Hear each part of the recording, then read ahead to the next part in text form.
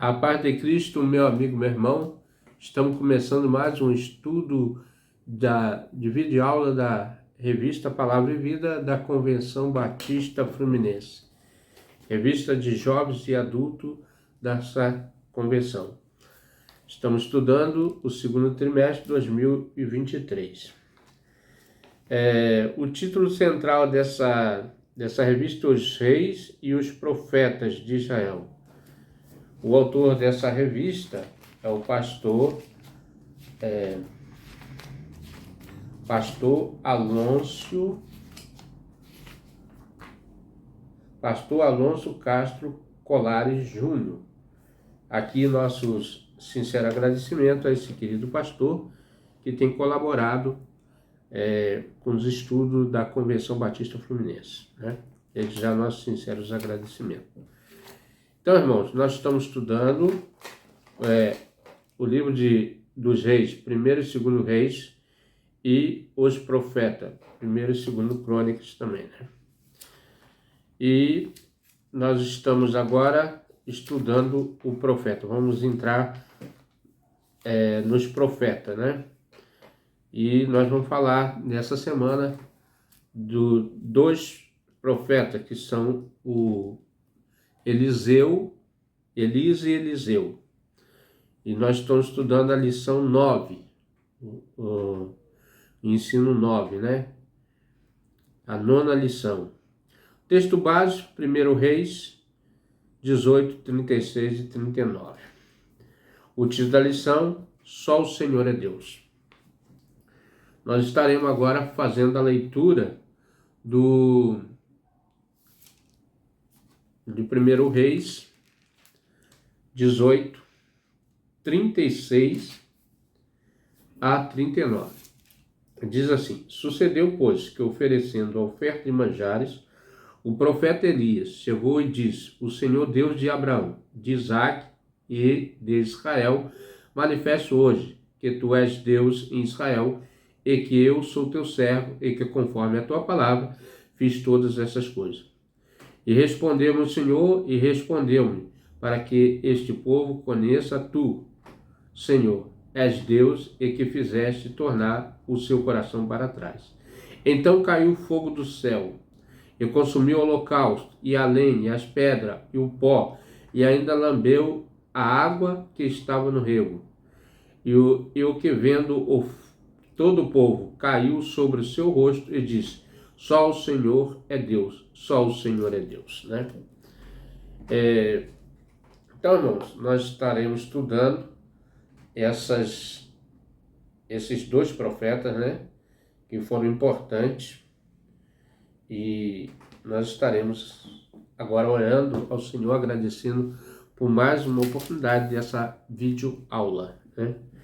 Pai querido, Deus eterno, soberano Deus, Pai de nosso Senhor e Salvador, Senhor Jesus Cristo, pela qual nós invocamos o teu santo nome, na tua presença, para te agradecer, ó Deus, a oportunidade que o Senhor nos dá a cada hora, a cada segundo, de estar falando do teu nome e sendo testemunha tudo que o Senhor tem feito nas nossas vidas. Abençoe esse vídeo, abençoe as pessoas que vão assistir, aos novos inscritos, aos inscritos, Senhor, do nosso canal.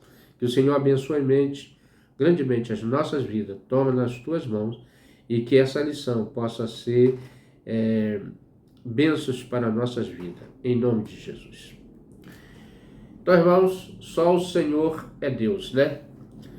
Como refletimos na semana anterior, os autores dos livros dos Reis e das Crônicas, né? São os dois livros que nós estamos lendo. Confere a enorme importância do ministério profético no tempo da monarquia. Então, esse livro, ele traz sobre o ministério profético no tempo dos reinados, né? Da monarquia em Israel. A autoridade espiritual dos profetas era reconhecida não somente pelo povo em geral, mas também pelos próprios reis de Israel e de Judá, né? A importância dos profetas é porque eles falavam em nome de Deus, né? Muitas histórias dos profetas se destacaram nesse tempo, mas o ministério dos dois profetas em especial exerce um certo fascínio em nossas mentes e corações até hoje. o profeta Elias, e os seus discípulos, sucessor, o profeta Eliseu. Né? Quantos milagres, né, Deus e sinais falou através desses homens. Né? Talvez nós precisaríamos hoje ter homens tementes, né, não só no governo, mas também homens, profetas de Deus, falando em nome de Deus para que a nação entre no juízo, né, entre no acerto com Deus, né? Através deles, o Senhor não somente manifestou a sua palavra para o povo, como também realizou milagres extraordinários, como já antecipei aqui, né? Quantos milagres, né? Hoje iremos refletir sobre a vida de um deles, o profeta Elias, sem dúvida um dos personagens mais interessantes e enigmáticos do Antigo Testamento. A sua coragem em denunciar a corrupção e o pecado, suas experiências extraordinárias com Deus e a sua fidelidade com o propósito ao qual era chamado, nos inspira e nos fornece lições preciosas para a nossa vida. Para a nossa vida, né? Irmão, imagine que se hoje nós estivéssemos inspirado como profeta, né? A palavra do Senhor está na nossa mão, na nossa boca, aqui. Essa é a palavra do Senhor, inspirada, né? A Bíblia Sagrada. Imagine se os homens de Deus, que se dizem homens de Deus, né? Separado para falar em nome de Deus, fizessem esses sinais extraordinários. Apesar que a Bíblia diz que Jesus é o mesmo ontem, hoje e eternamente. Não depende só de Jesus, depende da disponibilidade de cada servo dele se colocar na posição que deve, igual esses dois homens valorosos, né? Esses dois profetas, Eliseu e Elias. Elias e Eliseu, né? Vamos inverter aqui. O primeiro tópico, irmão, um homem sem medo. Elias era um homem sem medo. Em 1 Reis, né? 1 Reis 17:1 diz assim: Então Elias, o tisbita dos moradores de Gileade, disse a Acabe: Vive o Senhor, Deus de Israel, perante cuja face estou, que nesses anos nem orvalho nem chuva haverá, senão segundo a minha palavra, né? É com ousadia e com intrepidez que esse homem, olha, vê só, segundo a palavra dele, ainda que seja Deus falando, mas ele colocou, né, a sua boca ali para falar e profetizar. Então, irmão, a importância da pessoa crer verdadeiramente naquilo que Deus pode e deve fazer, né, aos nossos corações. Vemos a origem do profeta Elias. Segundo o texto, um profeta chamado Elias, de Tisbé. Tisbé era uma cidade, né, na região de Gileade. Então, irmão, há poucas informações precisas sobre a cidade em que Elias viveu. Provavelmente era um lugar pequeno, sem relevância, pois somente é mencionado por ser a região do profeta Elias. Então nós sabemos que, porque ele chamava Tisbita, porque era da cidade de Tisbé, né? Lá da região de Gileade. Elias, o Tisbita. Como se você falasse assim, José lá de Cabo Frio, Cabo Friense, né? Então, irmão, nós vemos que era mencionado aqui. A primeira aparição do profeta Elias no cenário bíblico demonstra a sua coragem. Olha só, ele falou para um rei, uma autoridade, né? Imagina se nós chegássemos para o nosso presidente e profetizasse algo que Deus iria fazer e teria que ter coragem como Elias fez, né? Com ousadia, né? Com coragem. Em uma audiência com o ímpio rei Acabe, né? E o profeta informa da parte de Deus que não iria cair chuva nem orvalho nos anos vindouros até que o Senhor ordenasse que o ciclo das águas voltasse novamente. Aí o texto aqui está no capítulo 17, né? Os irmãos podem ler depois, nós não vamos ler aqui que vai tomar tempo, mas só para os irmãos. Está no capítulo 17 essa profecia, né? Que levaria um tempo para que a chuva caísse, né?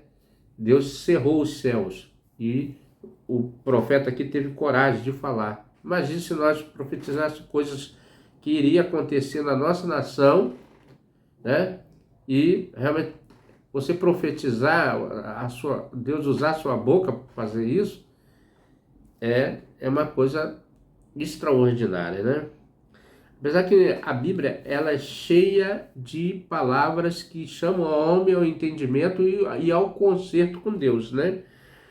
No próprio Evangelho disse assim, arrependei-vos e convertei-vos. Então, se precisa de arrependimento e conversão, é sinal que as coisas não andam bem diante de Deus. Ora, o significado dessa mensagem era claro que o ímpio rei e para o seu povo impetinente que ele estava sempre fazendo a mesma coisa, né? Baal, o deus pagão adorado pelo rei e pelo povo, era considerado como o deus da vida, da fertilidade. Então esse Baal, lá para eles, né, um deus lá dos Sidônios, né, e era um deus de fertilidade, considerava um deus fértil, né?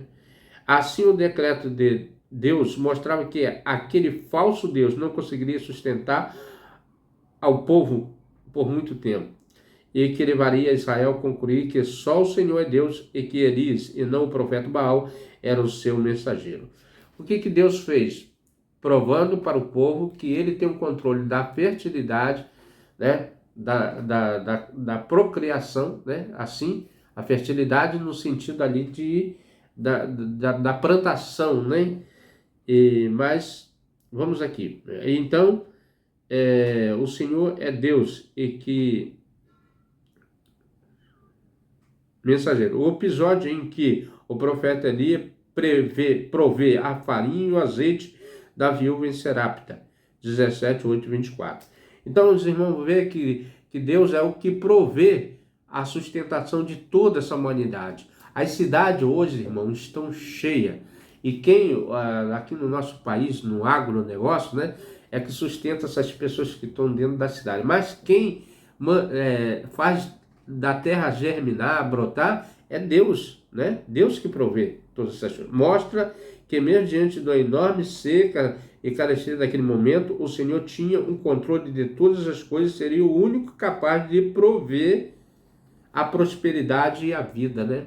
O Senhor é o Deus que provê todas as coisas. Um fato curioso sobre esta passagem diz a respeito da cidade de Serapta. Então Deus mandou Elias para essa cidade, a cidade de Serapta, e ali ele foi sustentado, né? Deu ordem. A primeira Deus sustentou lá no deserto, os corvos vinham trazer alimento. Depois ele foi levado para essa cidade lá dos Sidônios, né? A cidade de Serapta, lá em Sidom. E o que aconteceu é que Deus sustentou lá não só ele, mas toda aquela família. E com certeza ela também alimentou muitos vizinhos que ajudaram ela, né, a encher as vasilhas, com as vasilhas. O lugar original do culto Baal. Portanto, o episódio mostra que o falso deus Baal não seria capaz de prover a vida e a fertilidade, nem mesmo sua própria terra de origem, e que Deus de Israel era o Senhor de todo mundo. Que sabedoria de Deus, né?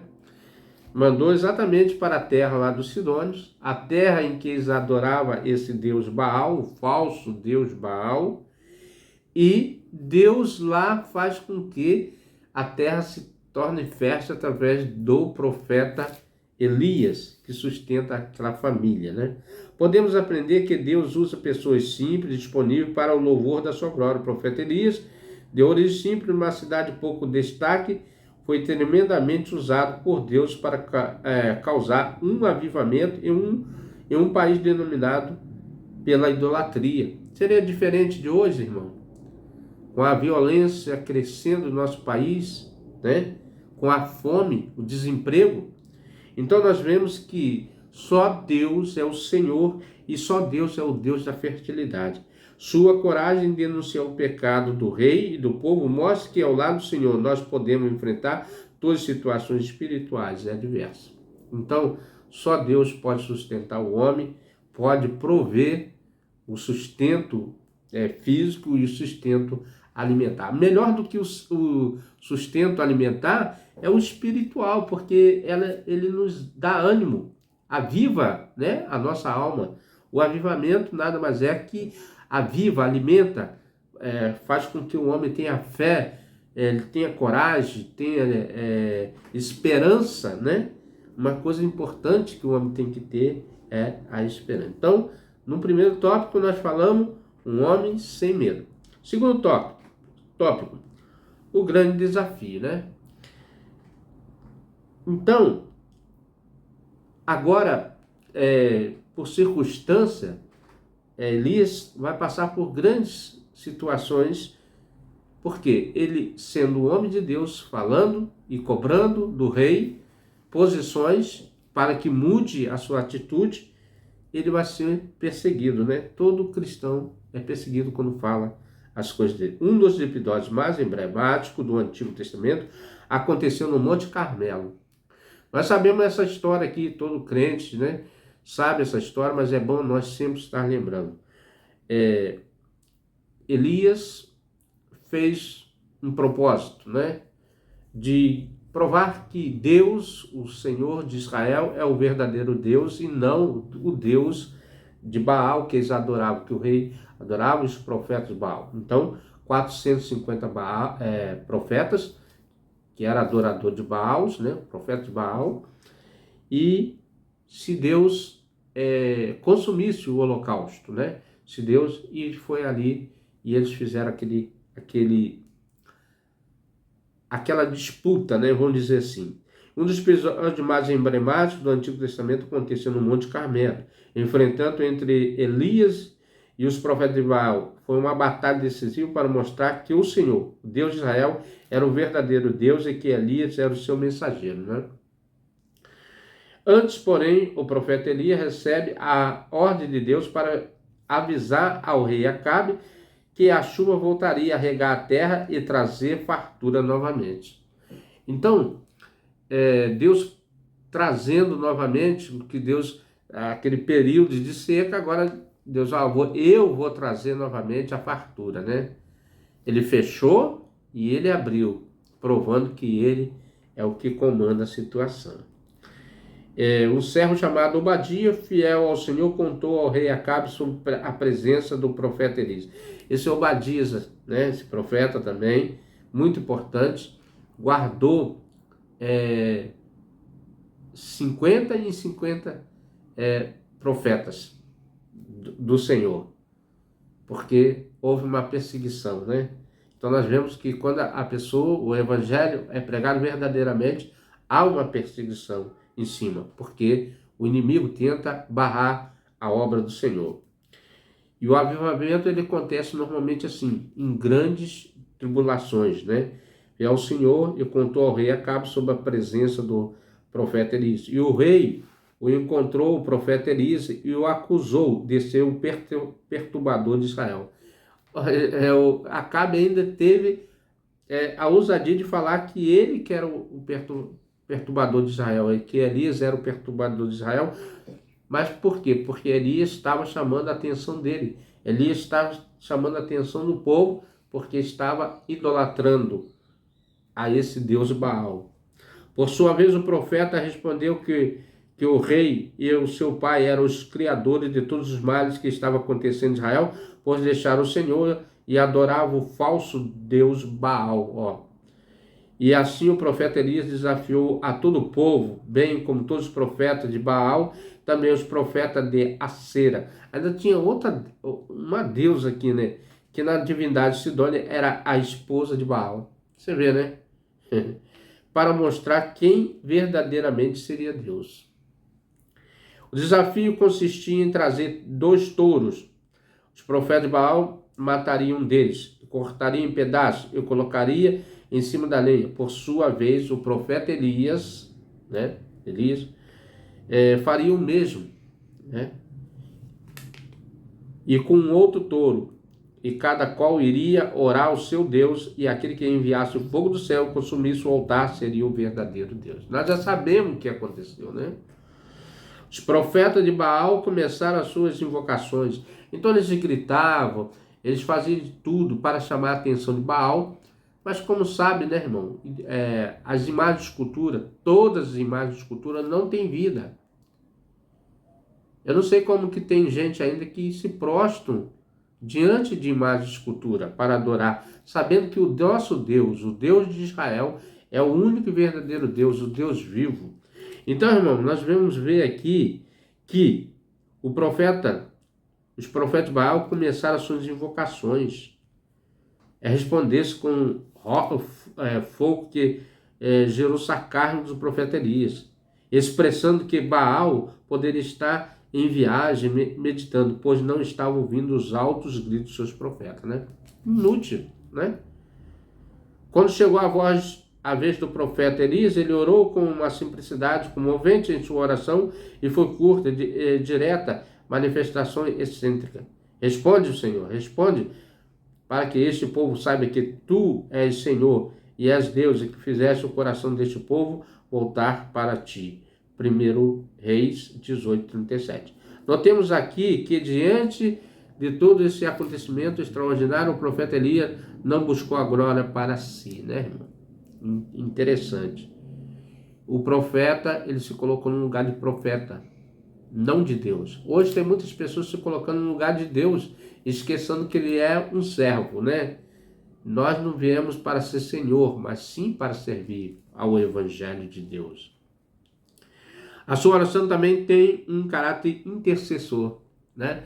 Então, aprendemos que a oração ela deve ser intercessora, para que as pessoas se convertam e mudem de direção a encontrar o verdadeiro Deus.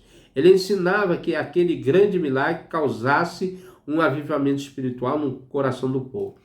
Na verdade, irmão, o grande avivamento que nós tantos esperamos só vai acontecer se o povo se colocar na posição de intercessor, passar a interceder pela sua nação, interceder pela sua igreja, pela sua família, pela sua cidade, né?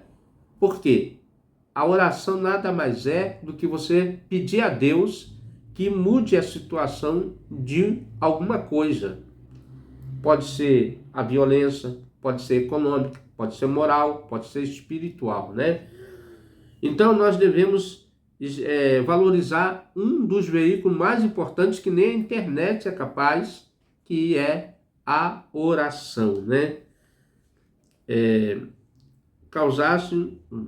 O resultado da oração expresso em 1 Reis 18:38 mostra que o Senhor enviou fogo do céu, consumiu o altar e em resposta o povo bradou: só o Senhor é Deus, só o Senhor é Deus. Mas diante da narrativa bíblica, o profeta Elias ainda sentenciaria a parte de Deus ao rei Acabe por este usurpar a vinha de Nabote.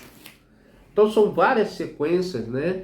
Aqui nós vemos o profeta Elias batalhando espiritualmente, né? Em oração. Os irmãos veem que ele usa a oração, né? A fala com Deus, o clamor, né?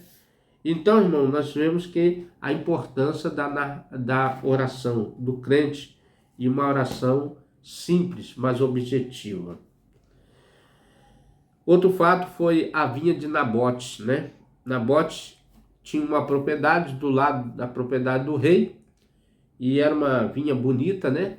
Com certeza, porque o Senhor abençoava, e o rei Acabe já era rico e queria mais riqueza ainda, né? É costume dessas pessoas que não têm Deus querer mais e mais, sabendo que aqui as coisas são passageiras.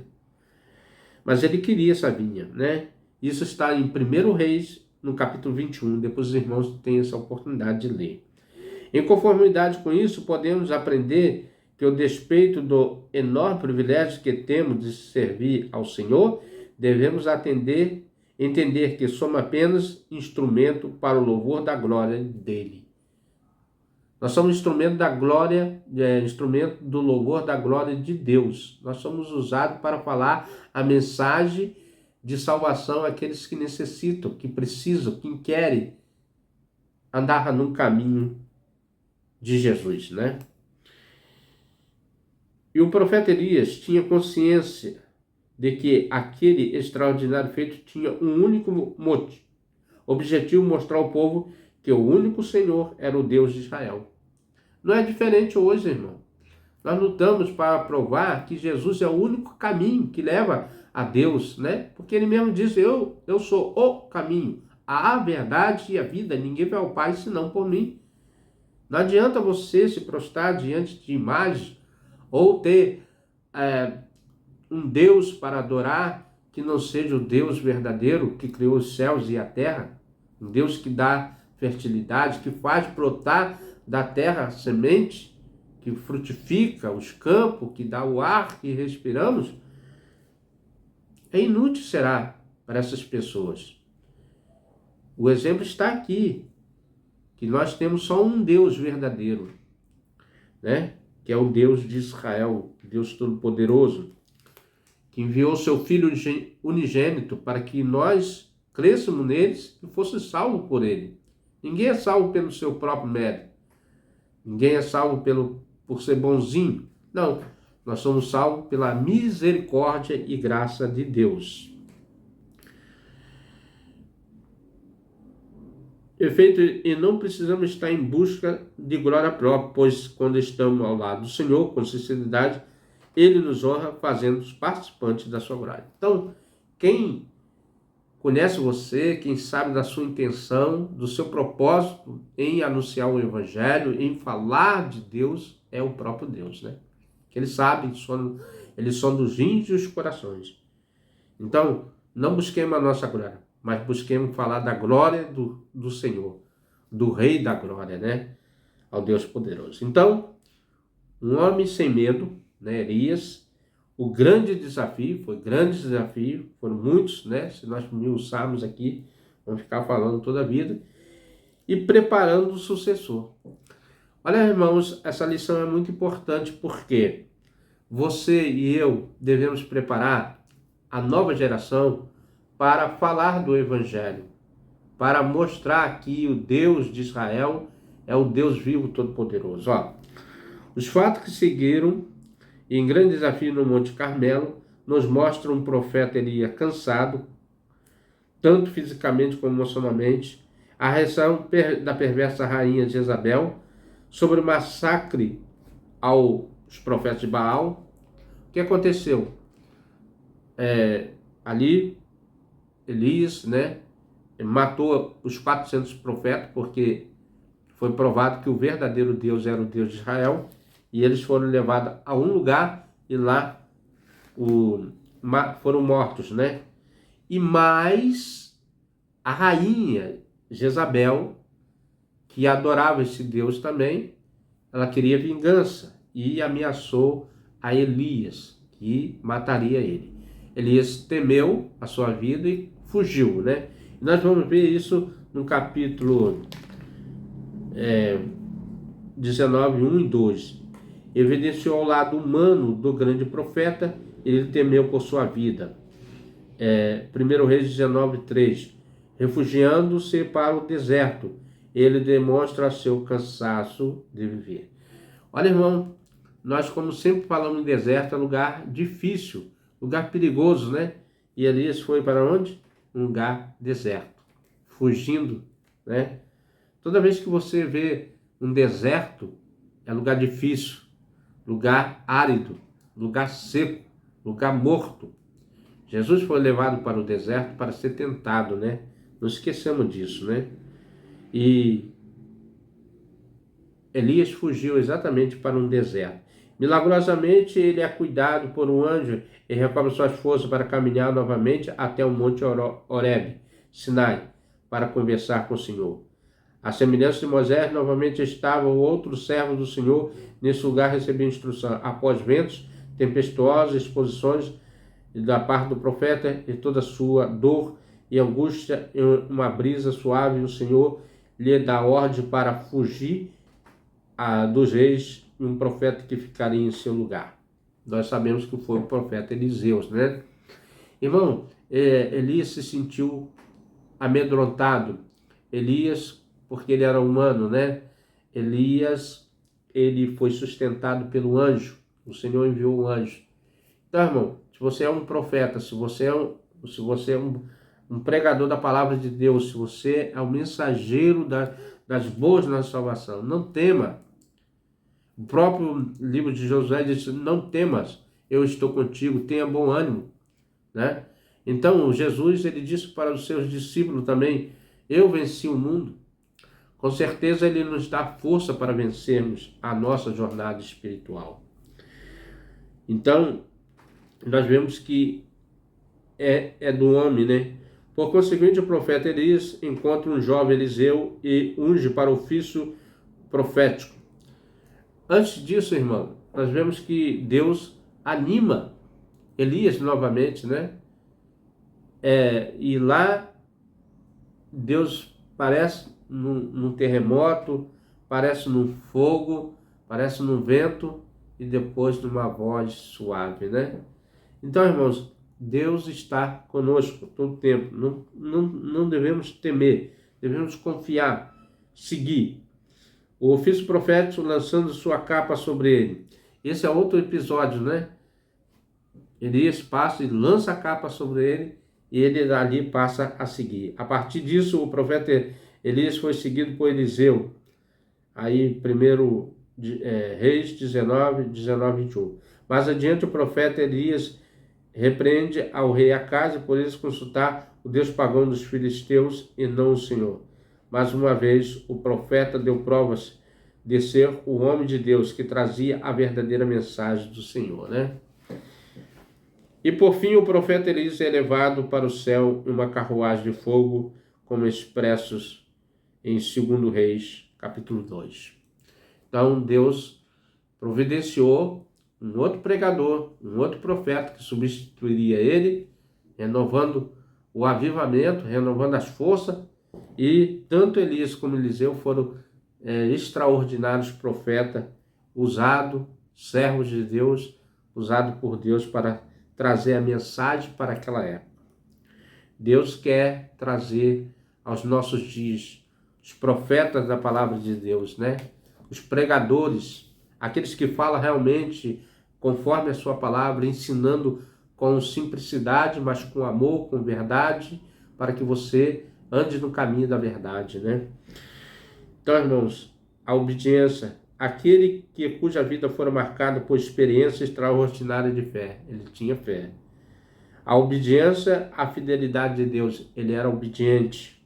Terminou a sua missão neste mundo igual modo extraordinário, as palavras assustadas como o vento do seu sucessor.